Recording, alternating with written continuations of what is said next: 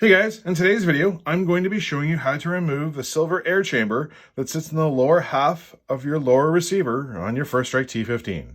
Now quickly, what are you going to need tooling wise? You are going to need a small enough Allen key like this guy to fit into this small hole to push in the spring-loaded silver pin. I myself am using a 564 Allen key. You will need a 332 Allen key, a 1/8 Allen key, a 3/16 Allen key. You will also need a fine-tipped needle nose plier. I strongly recommend you use ones that don't have teeth on the inside. Reason being is you do not want to potentially damage or score any of the metal internals. I mean, if you don't have a smooth needle nose plier, I guess you could put tape over top of the teeth just to help minimize any kind of damage or scoring that could potentially happen. Anyways, use what you got. Blue Loctite for sure, and you will need some O-ring oil. All right, so to get started, we are going to disassemble our upper and lower receivers. Now, before we do that, make sure it's in semi. We're going to make sure our marker is decocked by pulling the trigger, okay? You do not want to open this guy up, open the upper and lower receivers while it is cocked, because then your bolt goes flying out, potentially breaking a whole bunch of bits, and you don't want that headache, all right? Grab an Allen key. I grab the 1/8.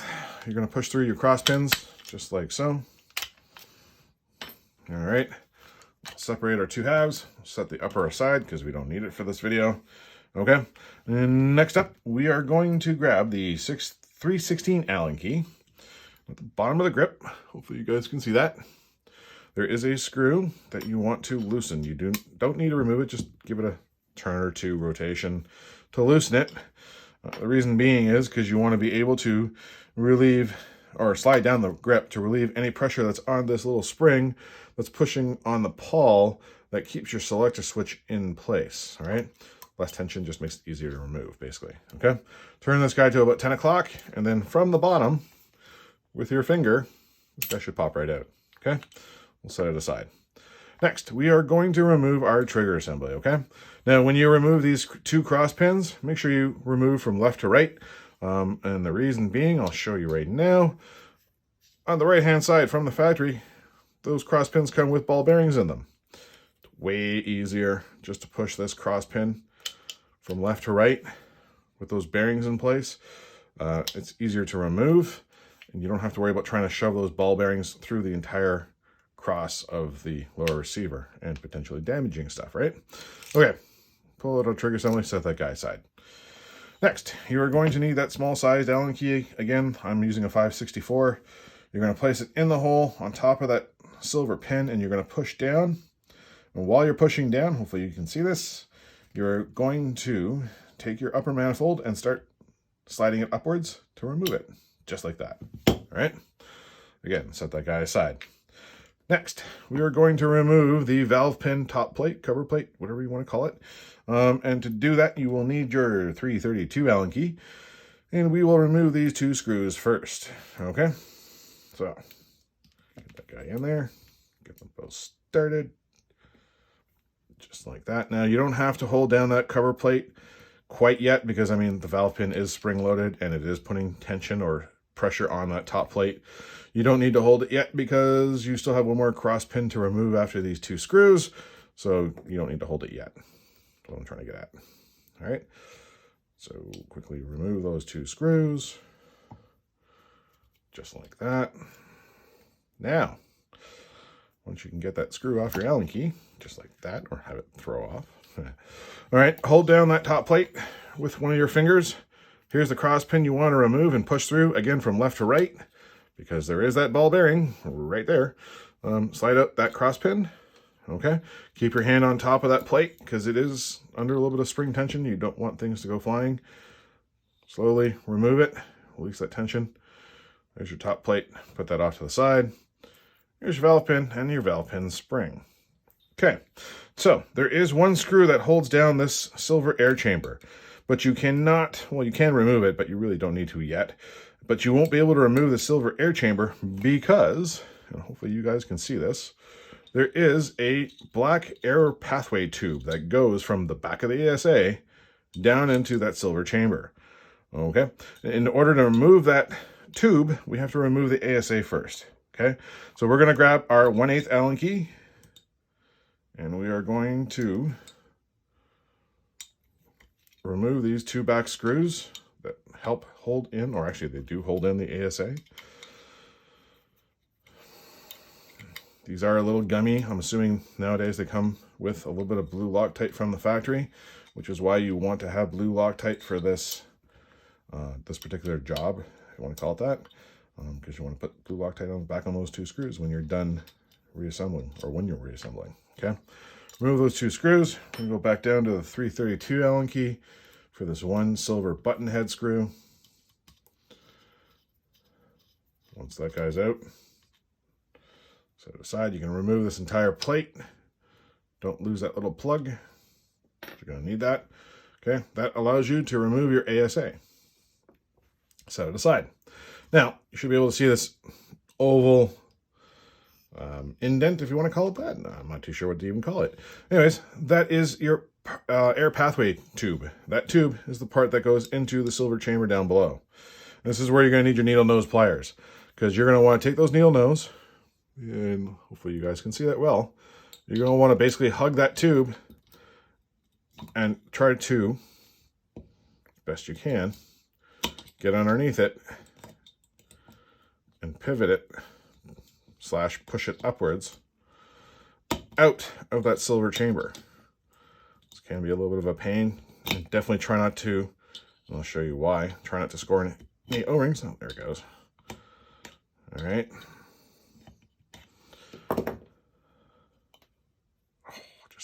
Just slid back down. Go figure. Try that one more time. There she goes. All right. So there's that black air pathway tube I was talking to you about. A little crooked, but we can fix that after. Now, just to show you, right down here where my Allen key is, hopefully that's visible, there's 2 black O-rings. You want to make sure you do not score those guys, because they're a real pain to change. Okay, so grab your 332 Allen key.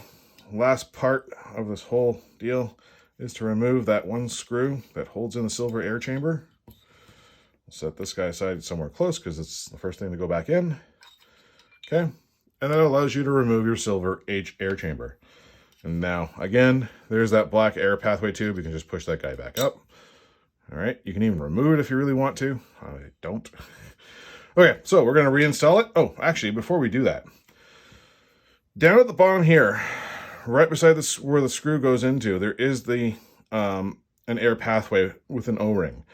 In the center of that O-ring is a really fine aluminum lip. If you're swapping out this O-ring for whatever reason, if it's leaking on you most likely, when you're removing it, be really careful and diligent not to crack or damage that inside part of the aluminum. It's really thin, it's really fine, it's really delicate. If you crack or damage it, there's a really good chance you're going to be leaking once you reassemble, okay? So be super careful when you're doing this part. If you're removing that O-ring, be super careful with it, all right? So to reassemble, we're going to put this silver chamber back in. We're going to put in our screw first. All right. Oh dear. I'll grab that guy. Try again. All right. So when you're screwing this guy back in, just make sure it's not cross-threaded. Make it snug, and then a quarter turn, okay? Now, before I put that air pipe down, again, you can probably just see those 2 O-rings. I'm going to give them a little dab of oil just because I'm here. And I'm all about the preventative maintenance. Okay, you're going to push that back down into, hopefully you can see that guy go into that silver air chamber. Make sure the backside's sitting flush, because believe it or not, it can get twisted. Okay, and then we're going to reassemble the entire marker, starting with the valve pin and the spring. Okay, now have a quick look while you're here, because like I just said, I'm all about the preventative maintenance and maintenance in general. So have a look at your spring. The spring's pretty good, doesn't look bent or worn out too much. My valve pin could use a little bit of oil, but I will do that after the fact, and I'll show you when. All right, we'll set this guy aside, set it back into the silver air chamber, like that. We will have a look at the actual valve pin top and make sure there's no debris. I'm going to oil this O-ring one more time just because I'm here. just a small dab of oil and smear it with your finger, and then place it back into its spot like this. All right, we're going to put everything back together just like this. Of course, that's backwards. All right, so just like this, I promise. Before I do that, I'm going to take that silver ring, put it back in, and then just make everything fit. Just like that. Okay. Take your cross pin, don't forget, ball bearing on the right, and you're going to slide this guy in from right to left. Until you hear it click and it sits flush, okay? Now, put these 2 screws back in. When you are screwing in these 2 screws, do not over torque them. Reason being is they screw into the actual threading for these screws are actually threaded in the aluminum lower body.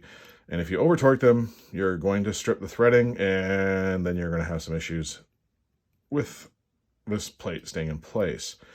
Now, keep in mind, there is one saving grace. One thing I've learned over the last few years is when they do tap these holes, they don't stop exactly where the screw ends. They happen to go like 2 or 3 millimeters deeper with the threading. So that could be your saving grace. You'd have to find the same size screw, just longer length, and there should be enough threads further down for it to bite into and save yourself the headache of having to try to get the lower replaced or retapped, okay? Just keep that little hint or trick in mind. All right, don't forget, when you get your screws in, make them snug, quarter turn, call it a day, okay? All right, this is the part where you want to add that oil for your valve pin, just 1 drop right at the base of the valve pin. Give your valve pin a swirl, okay? Drop on the top and bottom part of the egg-shaped O-ring and smear it with your fingers just to get that O-ring nice and moistened. Okay, next you're going to grab your upper manifold, slide your valve pin through the main hole. You're going to grab an Allen key, push down on that spring-loaded pin, and push down on your manifold once that pin's tucked in. And that'll click right into place when it's in the right spot. Okay? Next, let's do the rear ASA, because that's the fun part, all right? Now, let's see. I've got the O-ring here in the center of the ASA. We're going to clean up any kind of gunk. I'm going to pull out that O-ring just gently to make sure that there's nothing underneath it. I will... Oh, no, all right. Thought it was nicked for a minute. It's not. 1 drop of oil on that O-ring. All right. We're going to smear it around the O-ring and place it back into that center sort of recessed area. Now, don't forget on the ASA, the bleed hole and the old, what is it, the tank guide bar ring used to sit in here, the screw did. All right, that both, just hints, they both face downwards, okay? Once we do that, we're going to grab our rear plate, put that over top of your ASA, grab your silver button head screw with the 332 Allen key. Screw that guy in. It doesn't need to be tight quite yet because of this next step. So what we're going to do now, we're going to grab that blue Loctite, give it a shake, make sure it's nice and mixed. We're going to give these 2 screws a nice small dab of blue Loctite. Don't need tons. Like that, apparently. All right, 1/8 Allen key. I'm going to take some of this stuff off because that was too much. Put both screws into the holes. And then you may need to, of course I don't have to do it this time, you may need to shimmy your ASA a little bit just so the screw holes and the screws line up. But I think I had it actually well lined up this time around. So we're just going to continue to tighten those down. Now, the reason why you want those why you want the blue Loctite is because over time, with the vibrations of the cycling of the marker itself, these screws can potentially work themselves loose. And the last thing you want are these 2 screws that hold in your ASA to become loose and start leaking air. I don't know, just not a good thing, I guess. Not only for safety, but you're just going to not be able to use your marker, right? Okay, again. Snug. Once they're snug, quarter turn. Once they're snug, quarter turn, okay? That side's done. It's going to go back to the button side and snug this guy down too. Again, quarter turn, snug, stop. All right, trigger assembly is next. There we go. We're going to slide the trigger assembly back in. We're going to take our cross pins again from the ball bearing on the right side, and we're going to slide them in from right to left. Once you have things lined up, push them in until they click into place. This is the home stretch. Again, line them up, push through. Okay, you're going to grab your selector switch, place it back into the hole, keep one finger on it from underneath.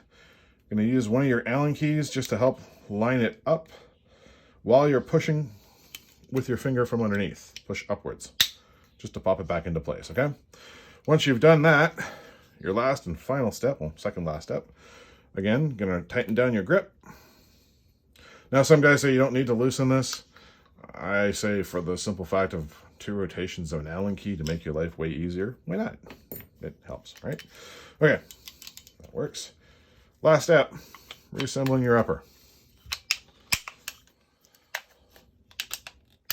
And you're done. That's it. That's the swap. It's pretty straightforward. And as always, guys, if you have any problems, questions, or concerns, shoot me a PM, post a comment. I'll help out to the best of my ability. And yeah, again, hopefully this helped you out, guys. And yeah, cheers.